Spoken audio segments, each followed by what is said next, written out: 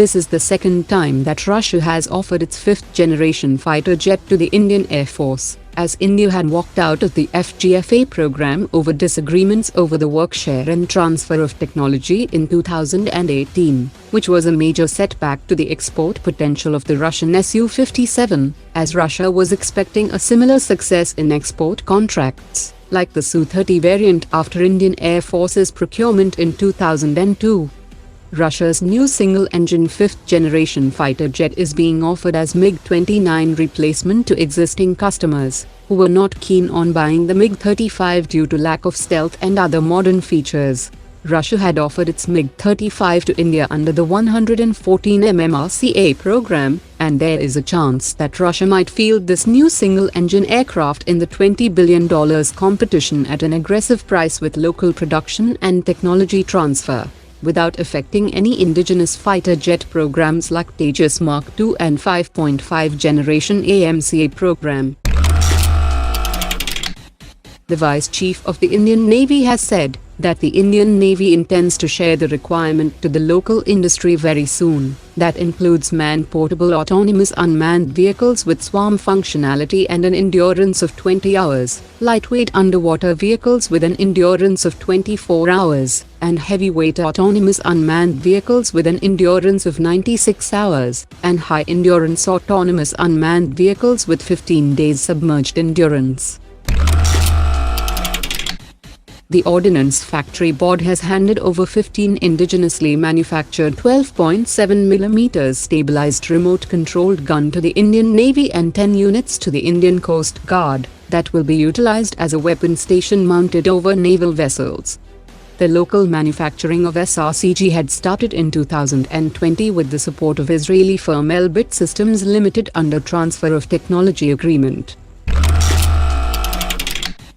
The private sector firm Tonbo Imaging has announced that the Star-C Through Armour system that was displayed at the Aero India 2021 has now completed its final integration with the BMP-2 vehicle, and the company is now ready for field evaluation trials. The panoramic imaging system enhances situational awareness by giving a 360 degrees view of the surrounding in the day or night and all weather conditions, and also enhances the vehicle's capability to respond rapidly.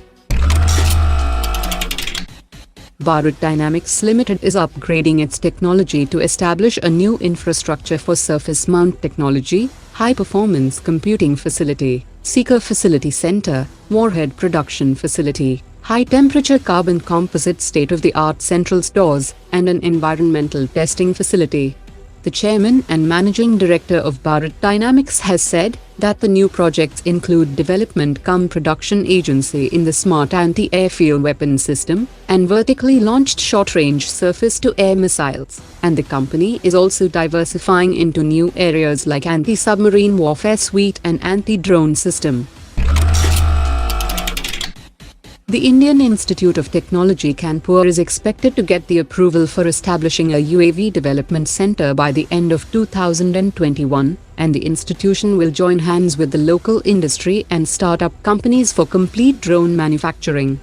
The Indian companies currently have to depend on US, Australia and European countries for the necessary equipment like sensors, batteries, cameras and engine parts for drone manufacturing.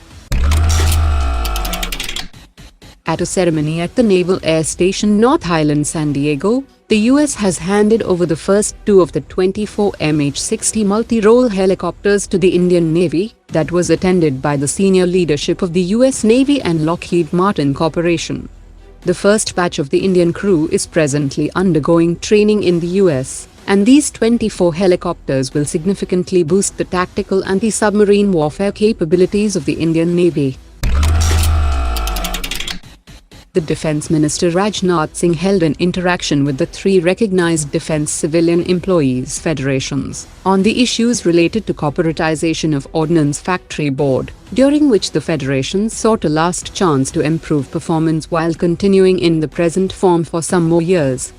The government has assured that the interests of the employees would be protected while implementing the decision of OFB Corporatisation.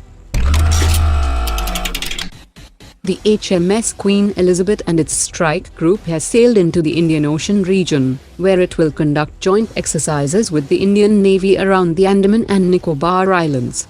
On its way back to the UK later in the year, the carrier group is expected to join another 3-day combat exercise with the Indian military in the Arabian Sea in October, in which all 3 services are expected to participate.